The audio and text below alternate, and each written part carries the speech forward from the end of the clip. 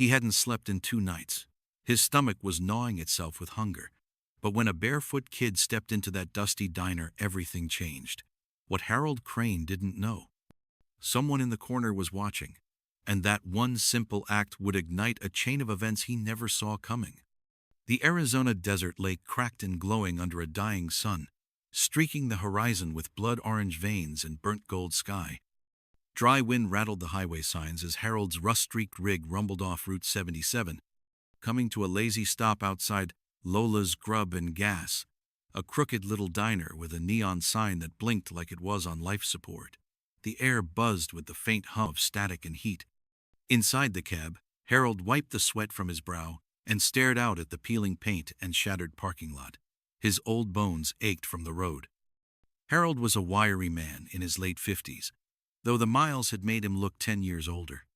His white beard was streaked with diesel gray, and his trucker hat stitched with Navy 83 looked like it had survived a war. Maybe it had. His shirt clung to him like a second skin, denim faded and arms sunburned. His boots had more cracks than the pavement. He pulled out his wallet. $7 and some lint. Enough for bad coffee, and half a sandwich gas would have to wait. Lola's was quiet inside, steeped in the smell of overcooked eggs and coffee that tasted like hot rainwater. A few truckers lingered, slumped in booths like worn-out scarecrows. Harold chose the seat by the window, nodding toward the counter where a woman named Karen flicked her cigarette into an ashtray and offered a tired smirk. "Evening, Harold," she said, voice raspy. "Let me guess. Burnt toast special?" He grinned, half-hearted. "Just give me something that won't kill me before I hit I-10. "You're no fun," she said, disappearing through the swinging doors. No questions asked, she never did. But she noticed more than people thought. That's when the door creaked open. A kid stepped in. Barefoot, jeans stiff with dust. Maybe 16, skin red from sun, ribs visible through a torn t-shirt. His eyes were hollow, like he hadn't blinked in a week. Harold watched him without making it obvious. The kid hovered near the door like a stray mutt, expecting to get kicked. Karen returned with a chipped mug and a plate that barely passed for dinner. She paused, glancing at the kid. "Hell, poor thing looks like he's been chewing air for breakfast." Harold glanced at his plate, then at the kid again. He sighed. No drama, no big speech. Just stood up, walked over, and gently tapped the boy on the shoulder. "You hungry?" he asked. The boy hesitated. Pride flared in his face, but hunger was winning. Harold held out the plate. "Go on, I already ate," he lied, even though his stomach growled in protest. The boy didn't say a word. Just took the food and slid into a booth near the back, eating like he was trying not to look desperate but failing at it anyway. Harold sipped his coffee alone. Karen gave him a sideways glance. "You sure, Harold?" she asked. He nodded once. He needed it more. In the shadowy corner, behind a newspaper and a wall of silence, a man observed. Clean suit, pressed shirt, not a speck of dust on him. His name was Malcolm Vane. Salt and pepper hair, glasses that looked too expensive for this zip code, and eyes that missed nothing. He lowered his paper just enough to keep watching. No smile, just interest. Karen noticed. "You not from round here, huh?" she asked, topping off his mug. "Passing through," Malcolm replied, voice smooth as steel. "That man, what's his name?" She followed his gaze. "Him? That's Harold Crane. Been stopping here since I had black hair. Drives for Iron Trail Freight. Keeps to himself. Solid guy. Would give you the shirt off his back, but only if it didn't smell like diesel." Malcolm gave no comment. Just sipped. Thinking. Calculating. The boy, now finished with a sandwich, stood quietly. He glanced toward Harold, who raised his mug in a quiet toast. The boy nodded almost like a promise, then vanished out the door into the fading heat. Harold placed a few quarters on the table and rose, stretching out the kind of back pain you only earn from sleeping upright in a truck cab. As he passed Karen, she reached out and touched his arm lightly. "You okay, Harold?" "Yeah," he said with a gravelly chuckle. "Got caffeine in my bloodstream and karma in my corner." He stepped out into the cooling air. His rig coated in road grime and dead bugs waited like an old warhorse. He climbed in, fired up the engine, and rolled back onto the road. tires crunching the gravel beneath them. Malcolm Vane didn't move. He watched the red taillights until they faded into the desert dusk. He gave up his last meal, he said, almost to himself. Karen raised an eyebrow. What is it you do, mister? Malcolm finally smiled, a slow, calculated curl of the lips. I observe, and occasionally, I intervene. He slid a crisp $100 bill under his mug, stood up, and walked out, leaving Karen squinting after him and Harold completely unaware. Because something had just shifted. A seed planted in silence, noticed by the right eyes, and it had already begun to grow. Outside, the desert wind whispered across the lot, rattling the loose sign above Lola's diner. The last customers trickled out. Inside, the hum of a lonely jukebox and the rattle of silverware gave the place its usual charm. But in that corner booth, Malcolm still sat a ghost in a tailored suit. If you looked quickly, you'd think he was just another businessman on the road. But Karen had seen too many types pass through, and this one he wasn't here for eggs and toast. He had the stillness of a hunter, the way he watched the world unfold without blinking, as if every second meant something. Karen refilled his cup once more. Still warm? She asked, trying to sound casual. Malcolm gave a small nod. Perfect. She leaned on the counter, tired hands rubbing her neck. Ever see someone do something good and not want anything back? Malcolm looked up. Yes, he said softly, but not often. No big speeches, no applause, just real, unspoken kindness. Malcolm Vane looked up from his coffee, eyes narrowing with intrigue. I saw it tonight, he said. Karen's expression softened, a wistful smile curling at her lips. Harold Crane, she began, rolls through here after every long haul. Never says much. Man's been through more storms than he lets on. Navy vet. Lost his wife a few winters back. Never talks about it. She rubbed her arm absent-mindedly. Doesn't have much. Keeps that truck going with duct tape and stubbornness, and still gave away his only meal like it was nothing. Malcolm set his mug down slowly. You know him well? He asked, voice low. Well enough, Karen said, shrugging. Never laid on his tab. Once rebuilt the diner's back door when it got ripped off in a storm. Brought his own tools, wouldn't take a dime. That's the kind of man he is. There was a sharp flicker behind her tired smile now. You know what bugs me, she muttered. It's always the loud ones that get noticed. The braggarts, the grifters, the ones who climb up by stepping on everyone else. And then someone like Harold. She trailed off, exhaling hard. He does everything right, and stays invisible. Malcolm didn't respond. He just watched her. Not like a man being entertained, but like someone filing away every word. Karen wasn't performing.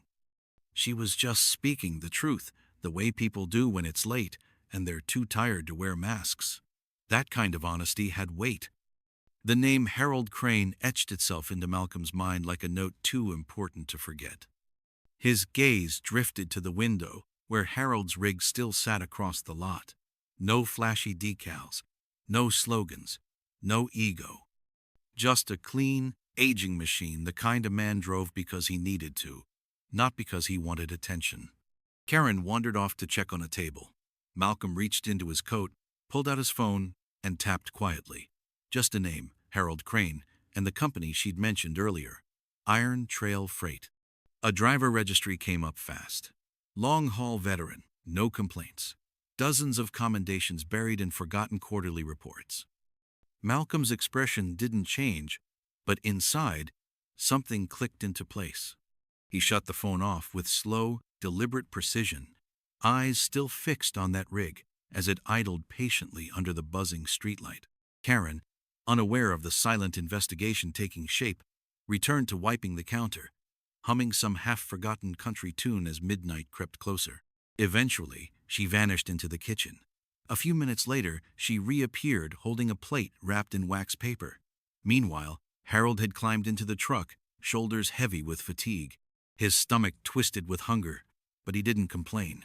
The rumble of his old diesel engine was all the comfort he needed.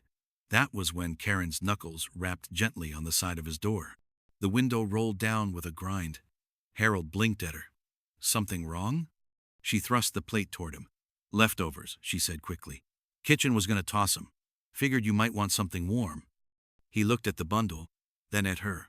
For a moment, nothing moved. Then Harold nodded, quiet and grateful. Thanks, Karen. Don't mention it, she replied. Their eyes met just for a second, and in that look was everything they didn't say out loud.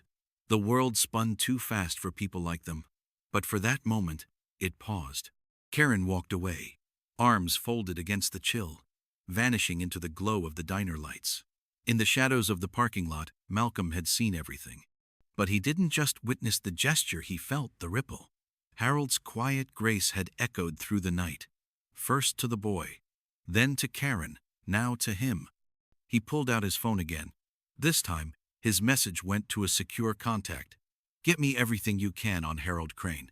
Employment records, delivery logs, warehouse entries, peer reviews. Quietly. Understood, came the reply. By the time Malcolm walked into his penthouse suite in downtown Phoenix hours later, the report was waiting. He loosened his tie, poured himself 2 fingers of bourbon, and sat on the edge of the bed. The room was silent but buzzing with anticipation as he opened the file. Harold's record was clean, efficient, loyal, not one complaint in nearly 2 decades. No promotions, no warnings, just steady work, the kind no one notices until it stops. But buried in the notes, one line stood out. March 2022. Prevented warehouse fire during unscheduled stop. Identified electrical fault in panel. Used rig extinguisher. Declined formal recognition. Filed under minor maintenance. Malcolm froze. He leaned back, the glass untouched in his hand. Harold hadn't just been ignored, he'd been completely unseen. A ghost in the machine, invisible even to the very system he served. He closed the file, stood slowly, and walked to the window. Below, Phoenix glowed like a circuit board, highways pulsing with red and white lights. Somewhere on one of those roads, Harold was out there, driving, eating cold leftovers, never knowing he had just become the center of a very different story. For the first time in a long time, Malcolm felt something shift inside him. Not admiration, not pity, something older, something dangerously close to conviction. He made a silent decision as the city exhaled below. This wasn't going to be a tax write-off. The morning sun stretched gold across the desert as Malcolm Vane stepped out of a rental sedan in front of Iron Trail Freight's regional depot. It looked like every other forgotten node in the trucking empire: faded siding, a half-broken sign swinging in the breeze, potholes big enough to eat a tire whole. But to him, it was now the center of something larger. He wore jeans, a weathered flannel, and mirrored aviators. No expensive suit, no fanfare, just a man stepping into a place no one thought to look. That was the point. Inside, the smell of old oil and burnt coffee hit him like a wall. The front office was a clutter of desks and dented filing cabinets. A receptionist with a frizzy bun barely looked up as he entered. "I've got a meeting," Malcolm said smoothly, using a pseudonym arranged by his assistant. She waved him through without asking for ID, more concerned with the crossword puzzle in front of her. In the break room, Malcolm poured himself a cup of stale coffee and waited. The gears were beginning to turn, and no one here had the faintest clue. Malcolm didn't ask for interviews, no formal meetings, just conversations. Unrecorded, informal, the kind people didn't realize were important until later. He spoke with dispatchers, mechanics, even the guy sweeping cigarette butts out of the parking lot. He listened, and what he heard only confirmed what he already suspected. "We've got 3 rigs that still move in this district," a mechanic muttered, wiping grease on his jeans. "And one of them has to be kicked to start." His eyes were hollow from too many years of patchwork repairs and budget excuses. The rest? Duct tape and divine mercy. A dispatcher named Cliff leaned back in his squeaky chair and sighed. "Used to be proud to work here. Now, I don't even tell people I do. They think I'm joking when I say we run freight with hope and jumper cables." But in the middle of that frustration, one name kept popping up. "Harold," Cliff added. "Now there's a guy. Came in on a Saturday just to ride with a rookie who was too green to take a rig alone. Didn't tell anyone. Didn't bill for the hours." He fixed my side mirror with a butter knife and a shoelace once. The janitor laughed. Still works. Never even told the manager. Malcolm nodded slowly, letting the words imprint. These weren't random compliments. They were confessions. The kind that live in the margins, never making it into reports or boardroom updates. And every one of them painted a picture. Later that day, he met his assistant, Emma, in a diner 2 towns over, his expression unreadable. "Flip the switch," he said. Emma hesitated. "Even if nobody knows it's you?" "Especially if nobody knows." Over the next few weeks, something strange began to unfold, quietly, deliberately. New tires arrived in the bay without explanation. Old GPS units vanished and were replaced with updated models. Rigs that hadn't been roadworthy in years were quietly swapped out for newer, cleaner trucks. No press releases, no memos, just change. Drivers started getting fuel bonuses, food stipends.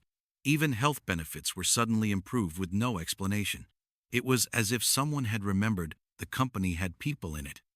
Harold was the first to notice, though he wasn't sure what to make of it. His old rig, the one with a radio that only played static and conspiracy theories, now had a brand new digital unit. He assumed it was a mistake. Then came the new tires. Then the routes got smoother, fewer detours, fewer rough roads. One Friday, Harold opened his pay stub and blinked twice. It was nearly double. He stared like the numbers might change if he looked too long. He didn't say a word, just folded the envelope slowly and slid it into his glove box like it might explode. Across town, Karen was wiping down the counter at Lola's when her manager approached, handing her an envelope. No name, no explanation. Inside was a neatly typed note. "For your daughter. You're not alone." Tucked beneath the note, a check enough to wipe out 3 months of overdue bills. Karen froze. Her breath hitched. Her hands trembled. She disappeared into the kitchen and didn't come back out for a while. Whoever had done it knew what she'd been carrying, and cared enough to lift it.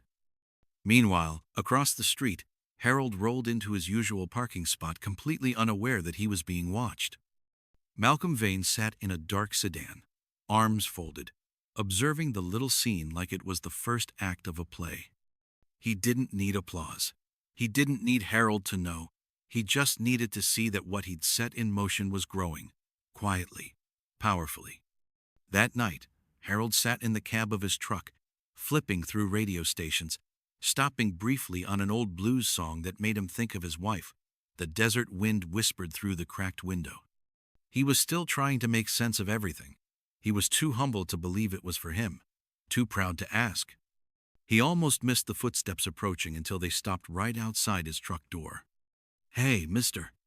Harold turned his head. A boy stood there.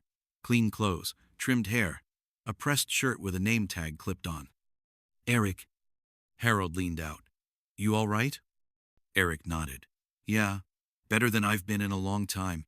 Got a part-time gig now. Rose helped me. But you gave me a reason not to give up."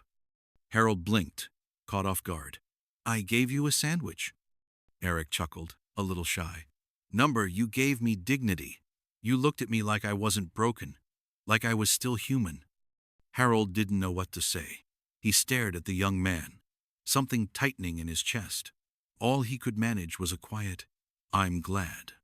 Eric reached into his pocket and pulled something out, a small keychain, crafted from old copper wire and stitched leather. "Made it at the shelter. Been saving it for you." Harold took it carefully, as if it were made of glass. His fingers brushed the kid's hand. "Thanks," he said softly. Eric smiled, nodded, and turned to go. Harold sat there for a long time, still on the truck step, staring at the handmade gift in his palm. It was just wire and leather, but it was also proof. Proof that kindness didn't vanish into the void. It rippled. Across the street, Malcolm smiled to himself.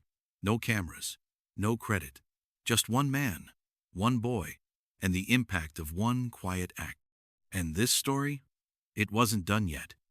The announcement came without much fanfare, a company dinner hosted at Iron Trail Freight's regional hub. Everyone invited: drivers, office staff, mechanics.